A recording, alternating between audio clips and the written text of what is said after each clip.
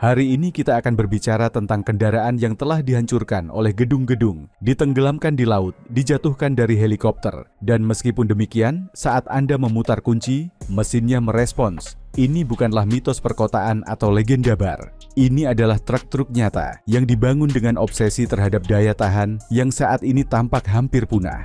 Dalam peringkat ini, teknologi tidak menjadi masalah, begitu pula kemewahan atau tenaga. Di sini hanya satu hal yang penting. Mana yang paling tahan lama? Dari pickup yang telah menaklukkan kutub hingga raksasa, yang telah bekerja selama berpuluh-puluh tahun tanpa kesulitan, inilah 12 truk yang secara harfiah tidak bisa dihancurkan. Dan nomor satu bukan hanya yang paling tahan banting. Bagi banyak orang, itu adalah kendaraan paling andal yang pernah menginjakkan kaki di bumi. Mari kita mulai. Nomor 12, Udi Trucks Kwon, generasi saat ini. Ada sebuah cerita yang diceritakan oleh para insinyur Udi Trucks kepada para karyawan baru pada hari pertama kerja. Pada tahun 1939, Jepang adalah sebuah negara yang mulai melakukan industrialisasi dengan sekuat tenaga. Jalan-jalannya adalah jalan tanah, jembatan-jembatannya bergantung pada keyakinan, dan topografinya seakan bertekad untuk menghalangi kemajuan apapun.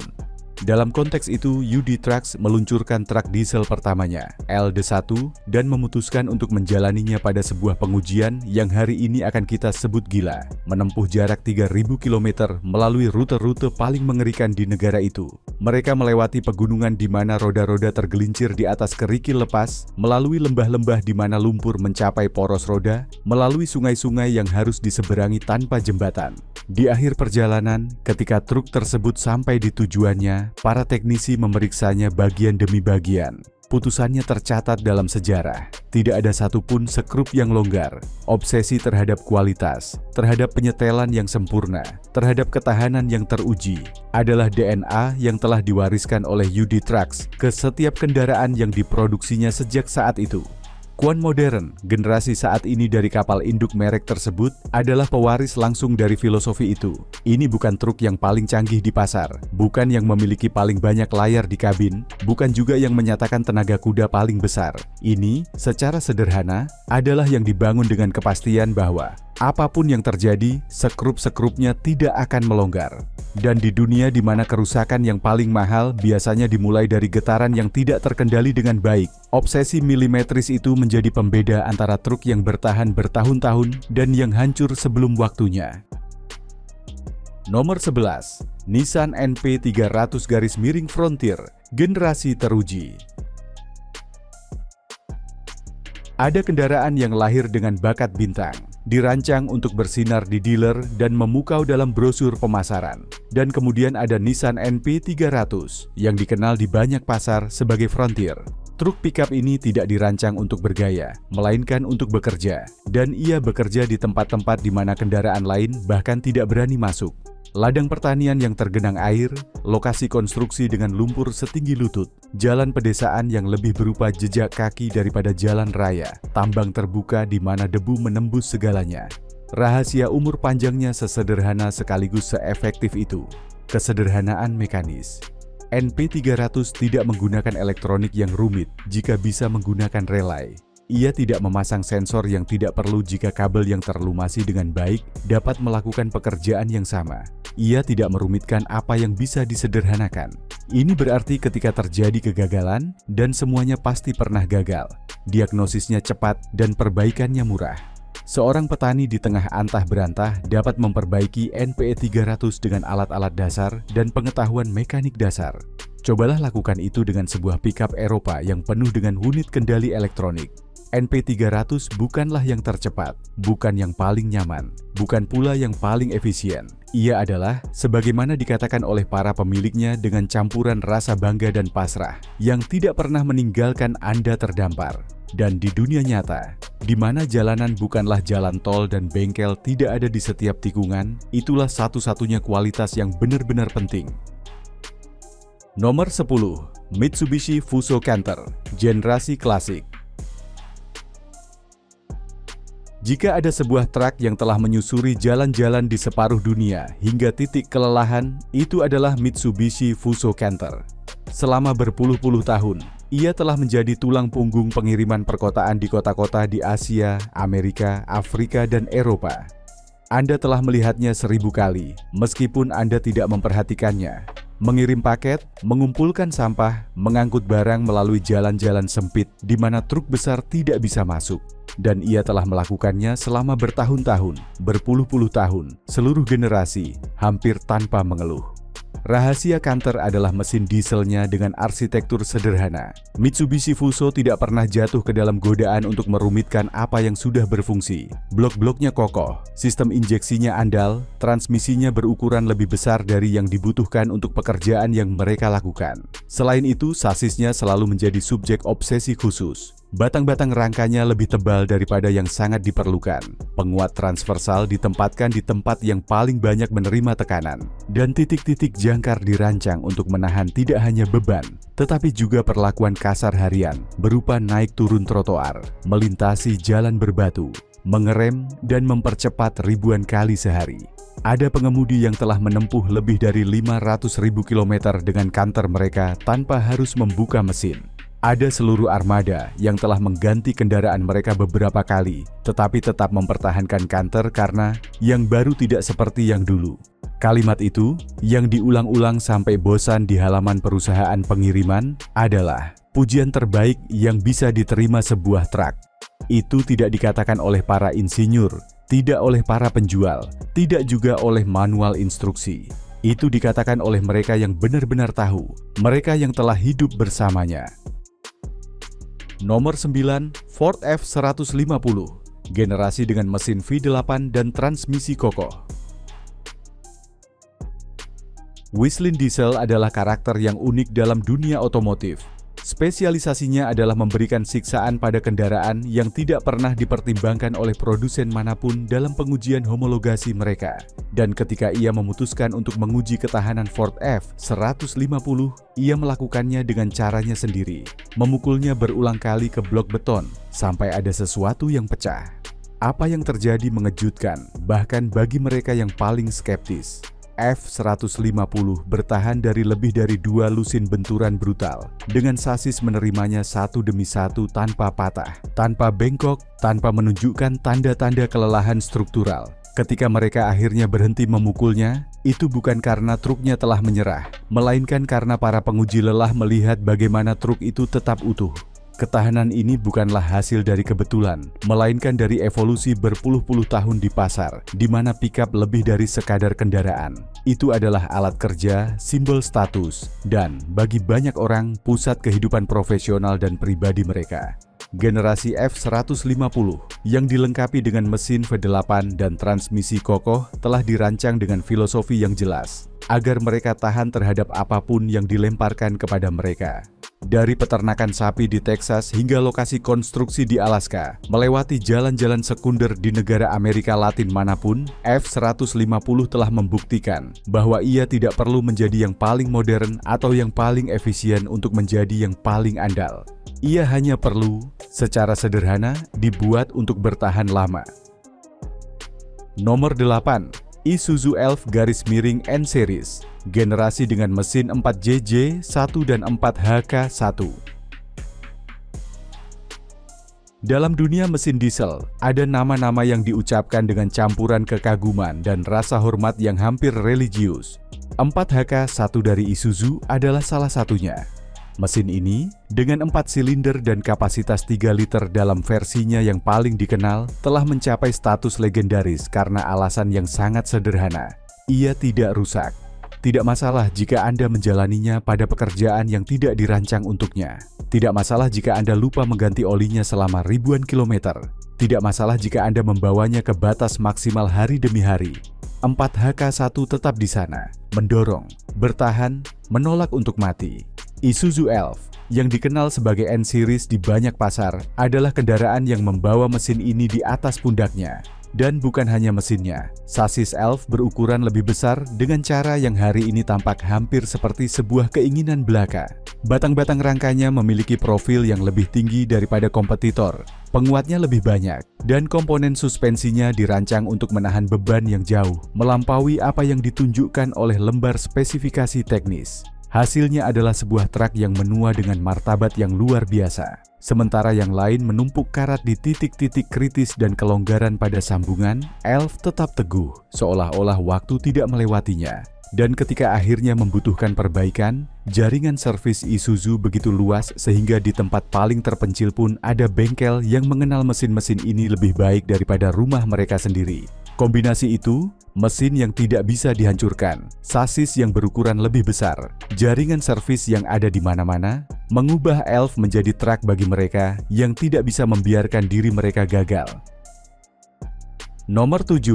UD Trucks LD1 1939, kakek dari semuanya. Ini bisa dianggap sebagai kakek dari semua truk yang tidak bisa dihancurkan. UD Trucks LD1 bukanlah truk yang bisa Anda beli hari ini, bahkan bukan barang bekas. Ini adalah barang museum, fosil mekanis yang bertahan dalam ingatan merek tersebut dan dalam arsip para sejarawan transportasi. Namun sejarahnya layak masuk dalam daftar kendaraan tahan banting manapun karena ia meletakkan dasar bagi semua yang datang kemudian. Pada tahun 1939, Jepang tidak memiliki jalan tol, bahkan tidak ada jalan yang layak disebut jalan di banyak wilayah. Jalan-jalannya adalah jalan setapak yang dibuka dengan hantaman beliung dan sekop, jembatan kayu yang berderit karena beban, tanjakan yang tampak seperti dinding. Dalam konteks itu, UD Trucks memutuskan bahwa truk diesel pertamanya harus membuktikan kemampuannya dengan cara yang paling keras, menempuh jarak 3.000 km melalui rute-rute mengerikan itu. LD1 mengangkut bobot dan muatannya serta menghadapi lumpur, batu, sungai, gunung, dan hutan. Ketika sampai di tujuannya, setelah berminggu-minggu perjalanan, para teknisi membongkarnya bagian demi bagian mencari kerusakan, keausan, kegagalan. Mereka tidak menemukan satupun sekrup yang longgar. Semuanya persis seperti hari pertama, disesuaikan dengan presisi yang mulai diubah oleh orang Jepang menjadi ciri khas identitas industri. Perjalanan itu bukan hanya sebuah pengujian, itu adalah sebuah pernyataan prinsip. UD Trucks sedang mengatakan kepada dunia, truk-truk kami dibangun untuk bertahan lama apapun yang terjadi. 85 tahun kemudian, filosofi itu tetap hidup di setiap kuon yang keluar dari pabrik. Dan setiap kali seorang pengemudi menyalakan UD miliknya dan mesinnya merespons pada kesempatan pertama, semangat LD1 tetap ada di sana, mengingatkan bahwa ketahanan sejati tidak dibuat secara mendadak, itu diwariskan. Keenam truk ini telah membuktikan kemampuannya dalam pekerjaan sehari-hari, mendapatkan rasa hormat dari mereka yang bergantung padanya untuk mencari nafkah. Namun 6 truk yang akan datang berada di kategori lain. Mereka adalah binatang buas yang telah dihancurkan, dibakar, ditenggelamkan, dan dijatuhkan dari langit dan masih bisa menyala. Binatang buas dengan sejarah berpuluh-puluh tahun di belakang mereka, yang telah bekerja di bandara, dalam proyek-proyek raksasa, dalam penaklukan kutub, dan dalam pengujian paling gila yang bisa dibayangkan oleh televisi dan internet. Dan nomor 1, tanpa perdebatan, adalah kendaraan paling tidak bisa dihancurkan yang pernah ada, satu-satunya yang telah membuktikan berulang kali bahwa ia dapat bertahan hidup dari apapun yang bisa dilemparkan oleh imajinasi manusia. Nomor 6, Mack M100 SX 1967. Ada kendaraan yang lahir dengan misi yang begitu spesifik, sehingga hanya sedikit unit yang melihat cahaya. Mack M100 SX adalah salah satunya. Dibangun pada tahun 1967, raksasa seberat 43 ton hanya untuk kabinnya saja ini dirancang untuk tugas raksasa, memindahkan yang tidak bisa dipindahkan di bandara dan proyek-proyek besar. Mesin Detroit diesel berkekuatan 1000 tenaga kuda miliknya. Mesin 2 tak yang terdengar seperti senapan mesin saat stasioner, dapat menyeret beban yang akan menghancurkan truk konvensional manapun. Selama berpuluh-puluh tahun, ia bekerja tanpa istirahat, mendorong pesawat, mengangkut alat berat, menjalani hari kerja 24 jam dalam kondisi yang akan membunuh kendaraan lain. Dan kemudian, seperti yang terjadi pada semua raksasa, saatnya tiba untuk mempensiunkannya. Ia ditinggalkan di sebuah lapangan terbuka, menjadi mangsa karat, semak belukar, dan pengabaian. 55 tahun kemudian, sekelompok penggemar menemukannya. Kabinnya berkarat, ban-bannya hilang, catnya hancur menjadi debu. Namun ketika mereka mencoba memutar mesinnya, ketika mereka memeriksa kondisi komponen internalnya, mereka menemukan sesuatu yang menakjubkan. Jantung dari M100SX tetap utuh. Piston-pistonnya bergerak, silinder-silindernya menjaga kompresi, bloknya tidak menunjukkan retakan. 55 tahun pengabaian tidak cukup untuk membunuhnya. Sekarang diselamatkan dari karat dan semak belukar, ia menunggu kehidupan kedua. Jika itu tidak disebut tidak bisa dihancurkan, maka tidak ada yang bisa. Nomor 5, Citroen C15, 1984 sampai 2005. Sedikit kendaraan yang berhasil mencapai apa yang diraih oleh Citroen C15 menjadi legenda tanpa menyengajakannya. Mobil van Prancis ini dengan tampilannya yang rendah hati dan mesin diesel 1,8 liter miliknya dirancang untuk pengiriman perkotaan, untuk tukang ledeng lingkungan, untuk tukang listrik yang perlu membawa peralatan.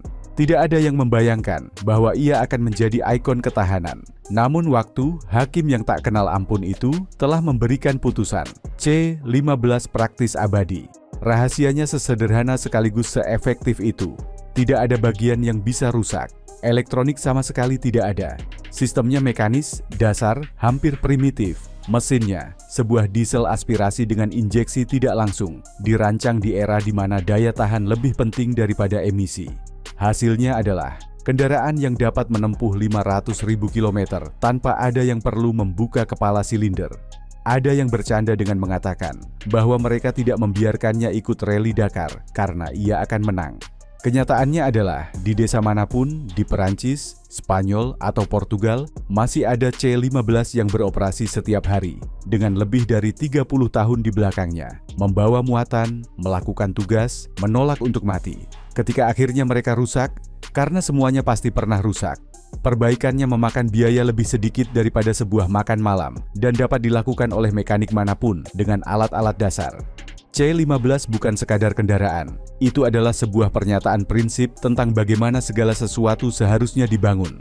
Ada alasan mengapa di desa-desa paling terpencil di Eropa dan Afrika Utara, Anda masih melihat C15 berkeliling seolah-olah waktu tidak pernah berlalu. Penjelasannya bukan pada kualitas materialnya yang memang dimilikinya dan bagus, melainkan pada filosofi desain yang saat ini tampak punah. Filosofi membangun dengan memikirkan mereka yang tidak memiliki akses ke bengkel khusus. Ketika ada yang gagal pada sebuah C15, Anda tidak membutuhkan komputer diagnosis atau mekanik dengan pelatihan khusus. Anda membutuhkan obeng, kunci Inggris, dan setengah jam kesabaran. Mesin dieselnya, terutama XUD 1,8 liter, dirancang di era di mana prioritasnya bukan untuk memenuhi peraturan emisi, melainkan untuk bertahan lama, dan mereka bertahan. Nomor 4, Jeep Willys, 1943. Jika ada sebuah kendaraan yang dapat membanggakan diri karena telah memenangkan sebuah perang dunia, itu adalah Jeep Willys. Dirancang dalam waktu rekor untuk memenuhi persyaratan tentara Amerika Serikat pada Perang Dunia Kedua, Willys menjadi simbol mobilitas sekutu. Ringan, kokoh, sederhana, ia dapat dijatuhkan dengan parasut, mengarungi sungai, mendaki tanjakan yang mustahil, dan tetap berfungsi setelah menerima tembakan peluru.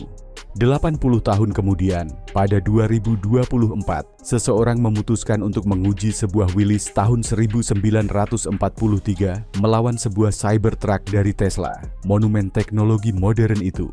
Hasilnya sangat mempermalukan sekaligus mengungkapkan, Willys, dengan desain tahun 40-an miliknya, mesin dari sebelum perang dan transmisi manualnya, mendaki tanjakan yang bahkan tidak bisa dicoba oleh Cybertruck. Perbedaannya bukan pada tenaga, bukan pada elektronik, bukan pula pada sensor. Itu ada pada filosofi.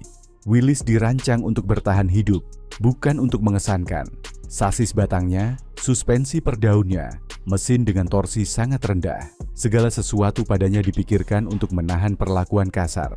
80 tahun kemudian, ia tetap menjadi mesin perang yang tak terkalahkan.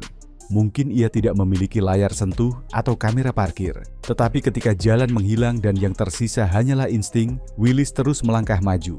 Ketika tentara Amerika Serikat memesan desain Willys, mereka memberikan perintah yang jelas. Ia harus ringan, cepat diproduksi, Dan di atas segalanya, ia harus bertahan hidup. Tidak masalah jika jatuh ke tangan musuh, jika menerima dampak peluru, jika harus mengarungi sungai atau dijatuhkan dengan parasut, ia harus tetap berfungsi. 8 dekade kemudian, filosofi itu tetap utuh di setiap Willys yang masih berputar. Apa yang membuat Willys tak terkalahkan bukanlah teknologinya yang praktis nol, melainkan ketiadaannya. Tidak ada elektronik yang bisa basah, tidak ada sensor yang bisa kehilangan kalibrasi, tidak ada unit kendali yang bisa terbakar. Ada sebuah mesin, sebuah transmisi, 4 roda dan kemauan keras untuk terus maju. Pengujian tahun 2024 melawan Cybertruck bukanlah sebuah anekdot lucu, itu adalah sebuah demonstrasi prinsip. Nomor 3. Toyota Tundra, generasi teruji. Ketika Toyota memutuskan untuk memasuki pasar pickup ukuran penuh Amerika, mereka tahu bahwa mereka tidak boleh gagal. Persaingannya sengit, pelanggan setia pada merek-merek seumur hidup mereka, dan kesalahan sekecil apapun akan berarti kegagalan. Jadi mereka melakukan apa yang paling baik mereka lakukan, menerapkan filosofi Hilux ke ukuran raksasa. Hasilnya adalah Tundra, sebuah truk yang mewarisi seluruh DNA ketahanan dari adik kecilnya, namun digandakan untuk menahan kondisi paling ekstrem di Amerika Utara.